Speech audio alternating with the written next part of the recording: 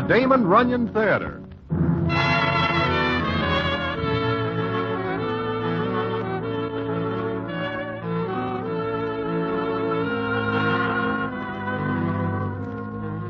Once again, the Damon Runyon Theater brings you another story by the master storyteller, Damon Runyon. And this one, A Piece of Pie. And to tell it to you, here is Broadway. Thanks. Well, it is during the race meeting at Suffolk Downs, and I am there with Harry the horse. We do ourselves a little good. In fact, more than a little good. And I am feeling fine.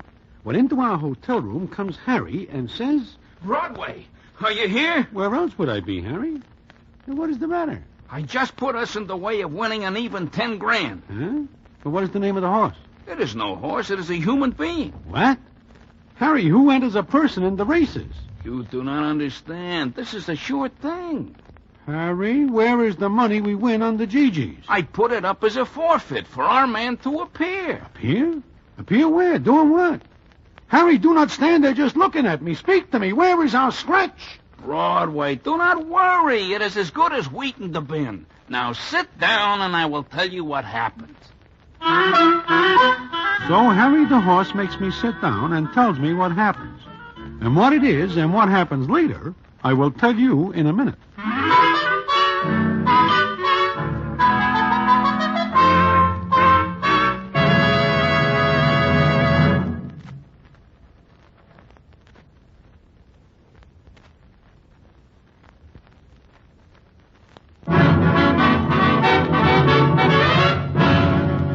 And now, back to the Damon Runyon Theater and the famous story, A Piece of Pie.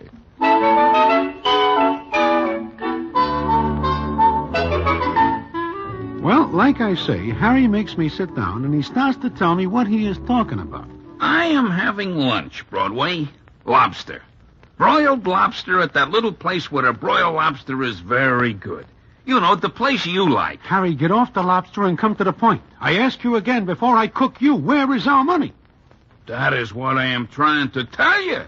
You will not let me proceed. I will give you 10 seconds, of which 9.5 are gone. Take it easy.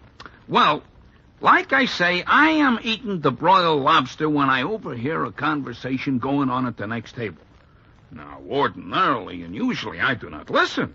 I do not approve of eavesdropping. Do you? I approve of murder. I have a victim. Who? Where is the scratch? Oh. Well, I hear one character say that he knows somebody who is able to out-eat anybody else in the world. Now, I know that this is a foolish thing to say because, well, who do we know that is the greatest eater in the world? Huh? Why, Nicely Jones. Well, I put up our money to ensure that Nicely Jones will appear against their man who is named Joe Duffel. I wish to get this straight. You put up our money, all the tar I have in the world, that Nicely Jones will go into an eating contest against this Joe Duffel? You catch the idea, Broadway? But what if Nicely does not? Do you ever know him to pass up a meal? No. And do you ever know anyone who is able even to get near him in eating? No, I do not. Okay. So our money rests now with a broker. And our opponents put up a like amount that Joe Duffel will appear. But you say something about 10 grand. Ah, we go back to New York, Broadway, and we get certain citizens to put up dough. We take a certain percentage of their winnings for putting them onto a good thing. Well, are you sure these certain parties will go for this? Broadway, who does not go for a sure thing? Nobody. Then let us proceed back to New York and make arrangements.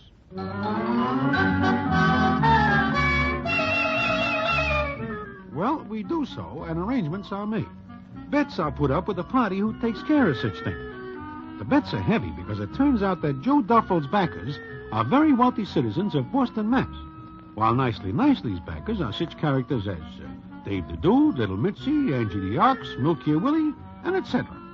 This makes me more than somewhat nervous, because if anything happens to cause these here parties to be separated from their tour, they are going to hold me and Harry strictly accountable.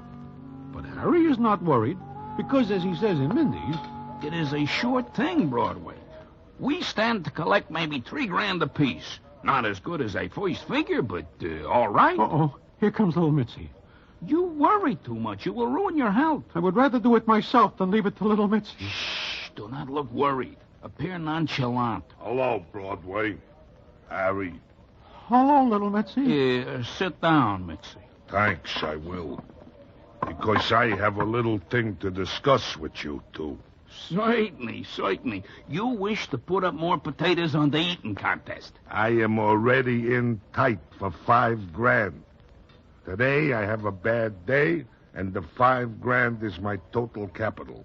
You have got no worries, Mitzi. Has he, Broadway? If he does not, I will share mine. Look, I discussed this with Dave the Dude, Angie the Ox, and Milk Air Willie. What a meeting. Huh? Nothing. Oh. Well, we are willing to bet on Nicely. We think he is a sure thing. That he is. But we do a little thinking and we come to a conclusion. Which is? Where is he?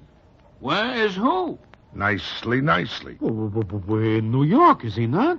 Do you see him lately, Broadway? No. Harry? Come to think of it, no, but I am sure he is alive. Then the thing to do is make sure you two stay the same. Huh? What do you mean, Mitzi? Where is Nicely? He is our entry, and we do not want him scratched. Find him. Yeah, well, Mitzi... Find him or another world in which to live. I will keep in touch with you. Often. Oh, Harry, where is Nicely? Now that I think about it, I do not remember seeing him for weeks. Come on, we have got to find him. We sure do.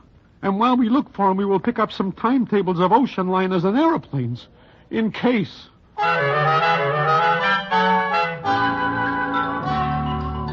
So we start the hunt for Nicely. We will know him if we see him, because he is about 5'5" and weighs in at close to 300.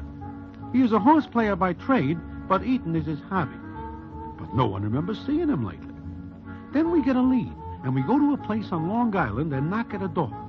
It is open, not by Nicely, but by a tall, thin Judy. She is without doubt beautiful, but so skinny that Harry walks right into her before he sees her. She looks at us and says, "What do you want?"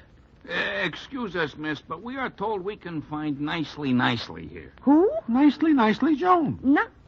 Oh, you must mean Quentin. Who? Quentin Jones. The last name is correct, but the first one is an insult. Will you please tell me what you want? Can we see Mr. Jones? Why? It is very important. About what? Is he here?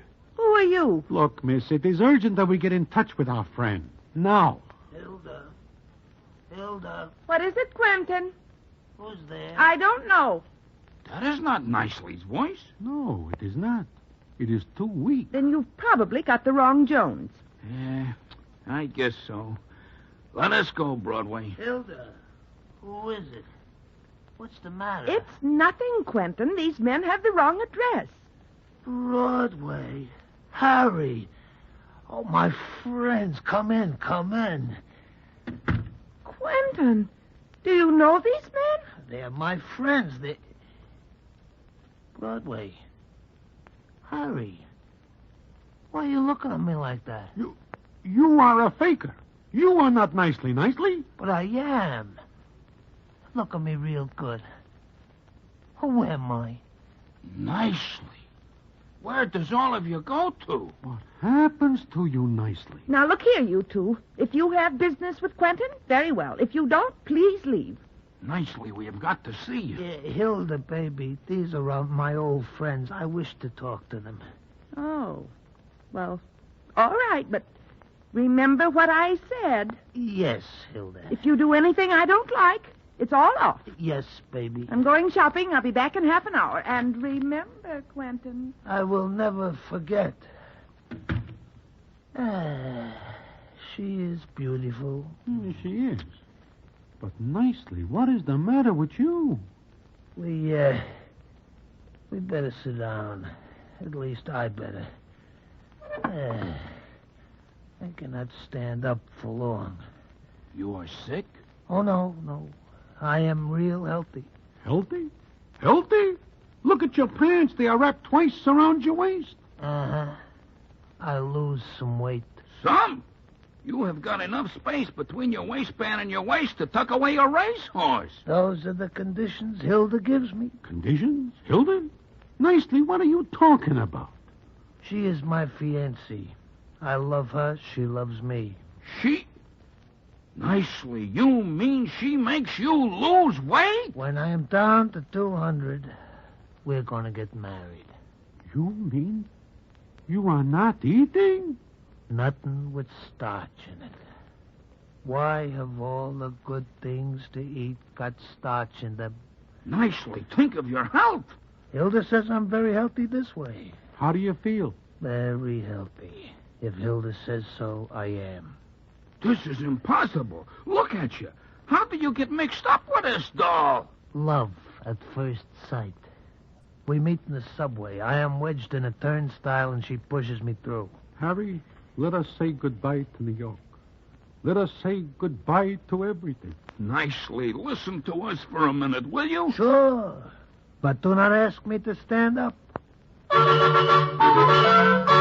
So we tell nicely what is the score.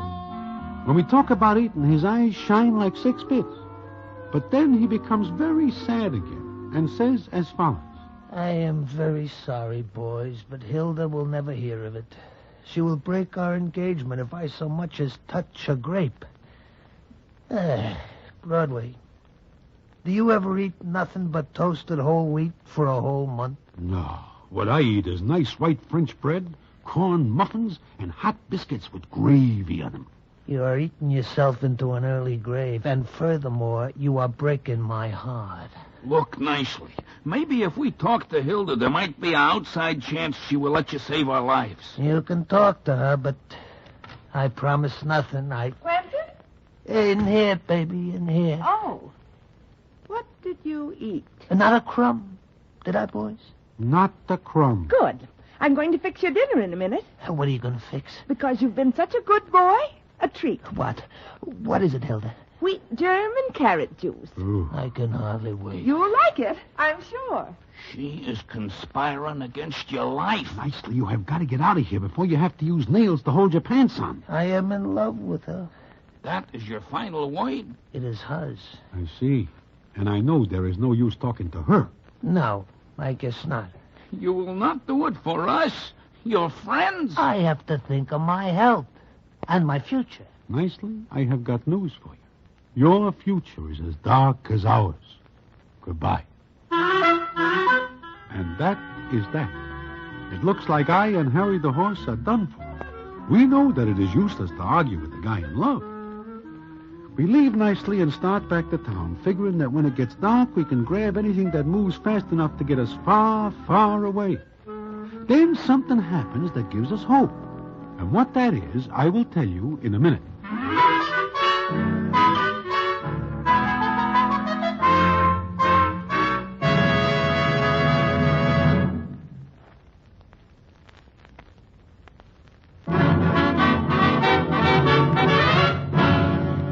And now, back to the Damon Runyon Theater and the famous story, A Piece of Pie.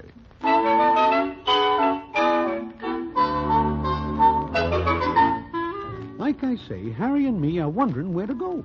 We say nothing to anybody about nicely because we have got to have time.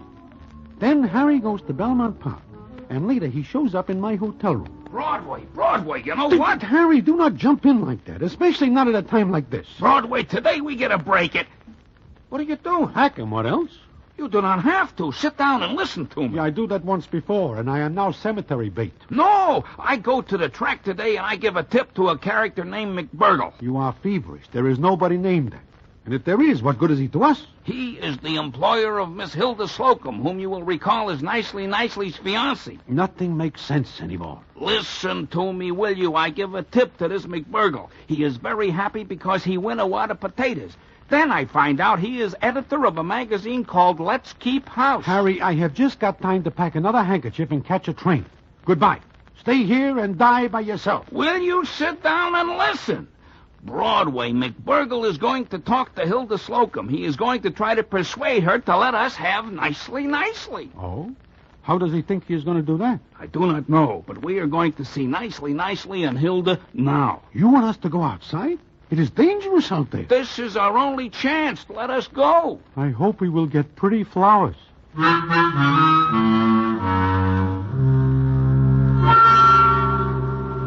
Now, you two, I know why you're here. I don't know what influence you have with my editor. I don't even know how you managed to meet him, and I don't want to know. But I can tell you one thing. Which is? That even if it costs me my job, I will not permit Quentin to enter that stupid, absurd, ridiculous, and sickening eating contest. Look, miss. You listen to me, Mr. Horse. The name is Harry. I don't care what it is. And you, Mr. Broadway, you listen to me, too.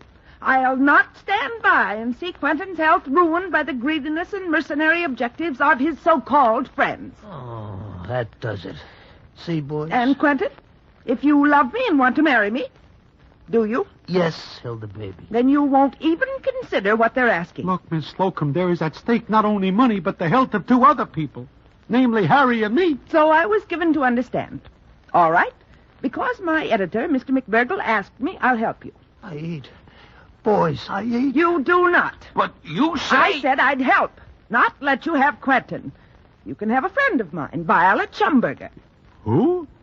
Who? Violet Schumberger, a very dear friend. Hey, I know her, boys. She is no selling plater, but a real entry. But she is not you, nicely. You can have Violet or no one. But, can she eat? I've been trying for 10 years to put her on a diet. It's only because she's such a dear friend that I put up with her appetite. Boys, next to me, this doll Violet is easy 1-2 in any race where eating is concerned. Yeah, but how will we explain the switch to little Mitzi and the others? Broadway? It looks like we will have to. Miss Slocum, when can we see your friend? I'll bring her to see you. When? Tomorrow. All right. Tomorrow at noon at Mindy's.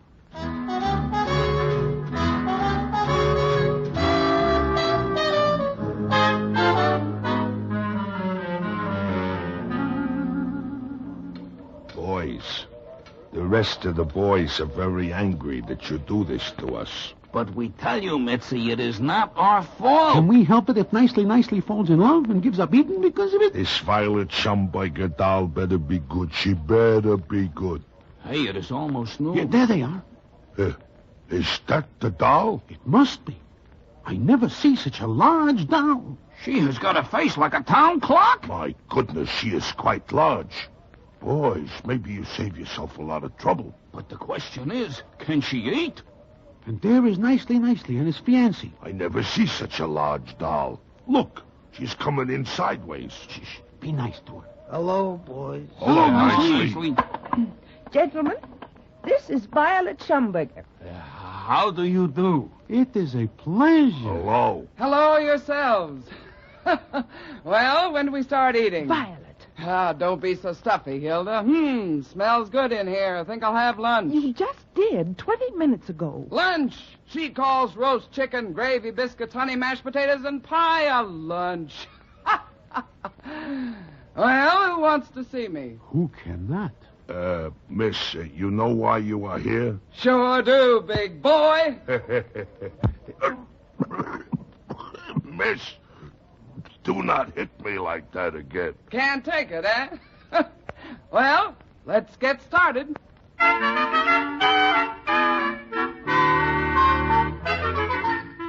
And Miss Violet Schumberger eats for us. 2 hours later, even little Mitzi is convinced that we have a good entry. Especially when Miss Hilda Slocum agrees to let Nicely coach Violet for the contest. Then comes the day of the contest, which takes place in a private room in Mindy's. Everybody concerned is there, including 2 judges called in from neutral country. Harry the Horse and me are very nervous again, because when we see Joe Duffel, who is our opponent, Harry says to me, Broadway, he looks like a pretty fair eater. Yeah, he is lean and tall. He will be dangerous. And I do not like the way little Mitzi is looking at us. All right, everyone, all right. Let's have your attention. As one of the judges, I must call your attention to the rules of this contest. Attention, please, attention. Now, here are the rules. The 2 contestants must eat with knife and fork or spoon. Speed will not count, only the amount of food consumed. We will take into account any food left on the plates over an ounce. Liquids will not count in the scoring. The losing side is to pay for the food. In case of a tie, the contestants will eat it off immediately in ham and eggs. We agreed that a coin will be tossed to see who gets to choose the first course. Harry, Broadway, your contestant ready? Just a minute. Violet, how do you feel? Fine. I warmed up on sauerkraut and spare ribs. You eat before you get here? I was hungry. Nicely. Why do you let her do it? I feel sorry for her when she tells me she's hungry. Oh, no. Well, gentlemen, Well, we are ready. then call the toss. Heads. Tails. Mr. Duffel, name the first course. 2 quarts of olives, 2 bunches of celery, and a pint of walnuts. Agreed. Miss Schumberger, name the second course. 12 dozen cherry stone clams. Mr. Duffel, 2 gallons of Philadelphia pepper pot soup. 2 5-pound striped bass. A 20-pound roast turkey. I will repeat the order so there will be no argument later. First course, 2 quarts of olives, 2 bunches of celery, and a pint of walnuts. Second course, 12 dozen cherry stone clams. Third course, 2 gallons of Philadelphia pepper pot.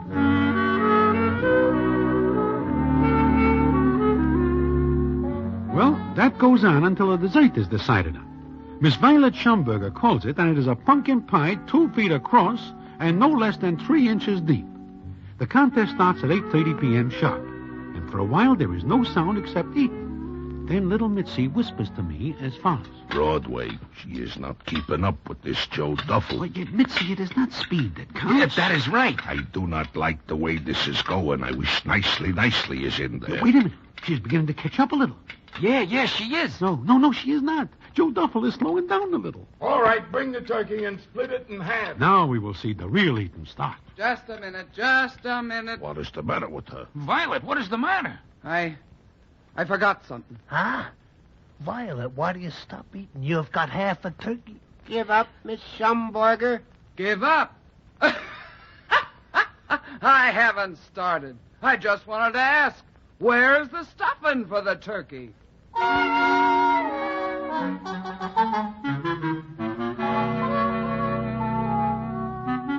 Where is the stuffing, she asks. Joe Duffel looks a little startled at this. But they keep eating on even times until the waiter brings the pumpkin pie. And the scene is as follows. Last course dessert, each contestant will eat half this pumpkin pie. Ready, Mr. Duffel? Ready. Ready, Miss Schumberger? Yes. Wait a minute.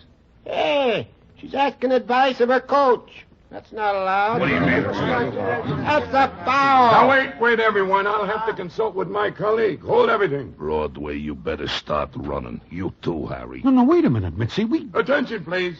My colleague and I have decided that no actual foul in the eating has been committed. However, if Miss Schumberger did ask advice, then there is a foul. Mr. Jones, will you tell us what Miss Schumberger whispered to you? Why, sure. All she asks is, when she finishes, can she have another piece of pie?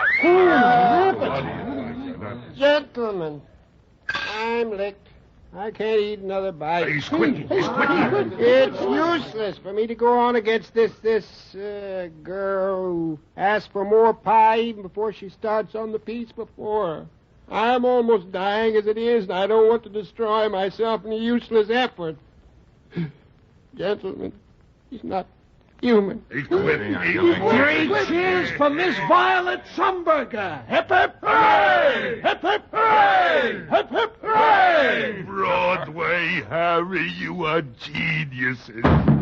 Hey, look. Joe Duffel passes out under the table. Ah! Nicely. Look, Nicely also passes out. All right. Everybody out. Come on, clear the premises. We will take care of things. Come on, outside. Poor Nicely. Is he dead? No, he just looks like he has fainted. I owe everything to him, everything. Huh? You mean we owe everything to you? Oh, no. What I really whispered to him was that I was a goner. That Mr. Duffel is a pig.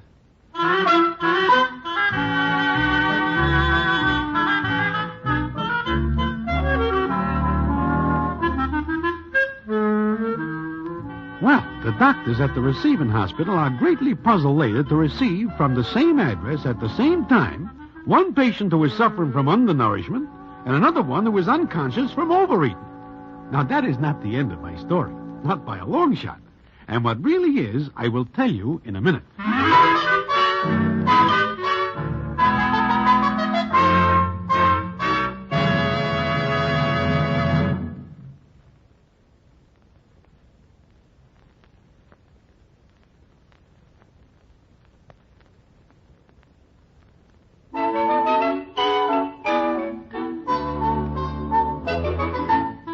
Well, the payoff comes some days later, when I am sitting in Mindy's.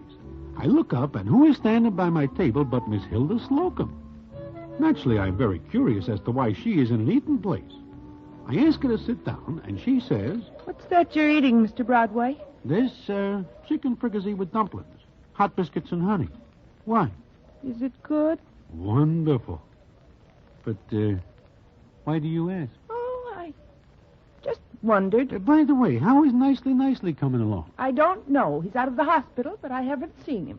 Or Miss Violet Schumberger. What? They eloped together. They sent me a postcard. You mean Nicely and Miss Violet Schumberger? They are married? Yes, they're in Florida. They opened a barbecue stand, and the chances are they're eating like 7 mules. How do you like that? I don't. Men. They're all alike. A woman does something to help them, to please them, and they... Yeah, I see. I am sorry, Miss Slocum. My editor, he... Oh? Well, what about him? He said he'd take me dancing if there was anything to take hold of. I see. And you like to dance? Very much. That chicken and dumplings. They're really good. Oh, very good. But, of course, not for people who are on a diet. I want some. Uh-huh. Well, what are you staring at me for? Oh, nothing. I am just thinking, you must be very fond of dancing. Waiter, another order of this, and make it snappy.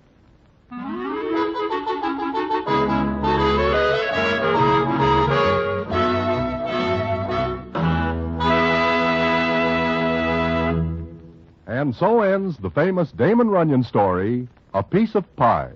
Listen in again next week for the Damon Runyon Theater.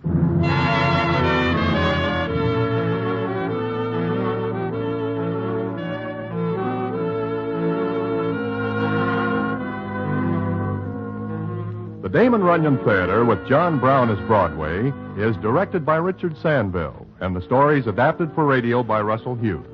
Vern Karstensen is in charge of production. This is a Mayfair production.